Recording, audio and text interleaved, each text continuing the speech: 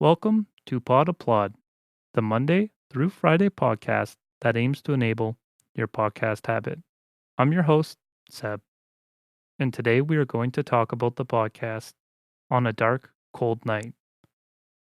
On a Dark, Cold Night is a soft spoken horror story created by Kristen Zaza.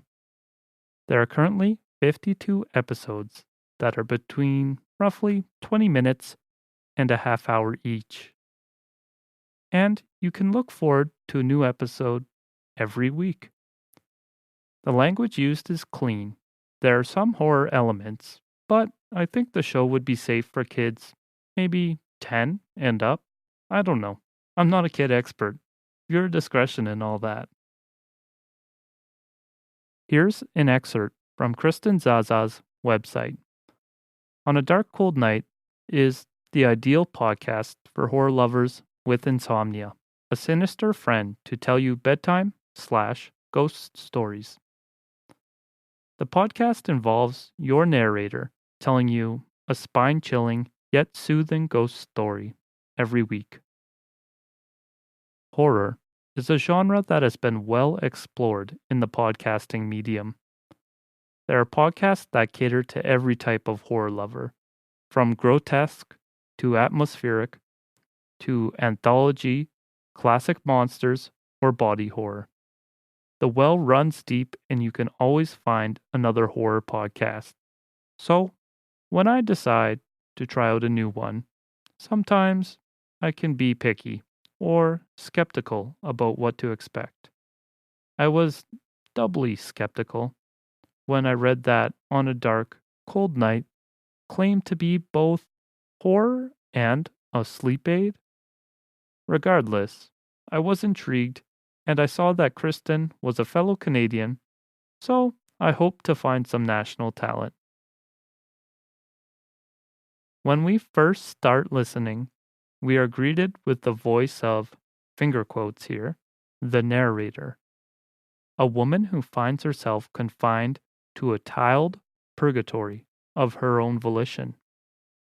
As the narrator goes on, we come to find perhaps she is not quite human, or perhaps not a normal human, at least. The narrator wants us to like her, maybe a bit too much, and shares her stories with us to ensure we keep giving her our attention. She does love our attention. Each episode is divvied up between the narrator's stream of consciousness and the story she chooses to tell us. I'm a huge fan of the narrator character. I don't want to give too much away, but she is complex and enigmatic. I actually feel sympathy for the narrator at times, and at times I'm fretting about how dangerous she might truly be. I feel like Kristen's narrator is just as strongly fleshed out and philosophical about her own nature as in Anne Rice's character, for example. The stories that follow the opening monologue derive their spookiness from the unknown. They don't rely on graphic depictions or overly horrendous situations. Nor is there so much mystery in the tales that you will be wired in to hear the whole telling. It is a lot of classical horror type stuff that is never rightly named or cheapened. When listening, I often find that there is a clear line. I'm paying a lot of attention when the narrator begins her monologue, and my attention relaxes when the story segment begins. I'm not sure if this is by design, but the effect is definitely noticeable. I think the podcast delivers decently well upon its claims of being a horror/bedtime story.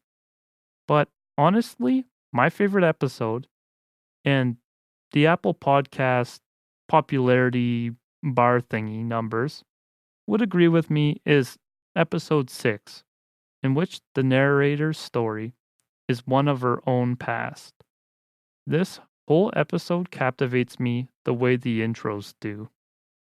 There's no relaxing or dozing off to that episode. I would listen to a whole podcast built upon this character's story. I have not personally fell asleep to this podcast, but I do suspect the outro music, as short as it may be, might undo the spell. Okay, so here on PodApplaud, I rate the shows on a 1 to 5 scale. 1 is silence, 2 a slow clap, 3 is applause, 4 is a round of applause, and 5, of course, is a standing ovation. I give On a Dark Cold Night a 4 out of 5, a round of applause. I would recommend this cast to people who really get into the idea of sympathizing with a monster, even if she can put you on edge at the same time. Also, people who like kind of classical horror that doesn't lean too much on gore or abhorrence will dig the stories a lot. So, that's been the show for today. I hope you found it valuable. If you wish to reach out to me, you can find me on Twitter at PodApplaud or send an email to podapplaud@gmail.com. Thank you for listening, and please tune in again.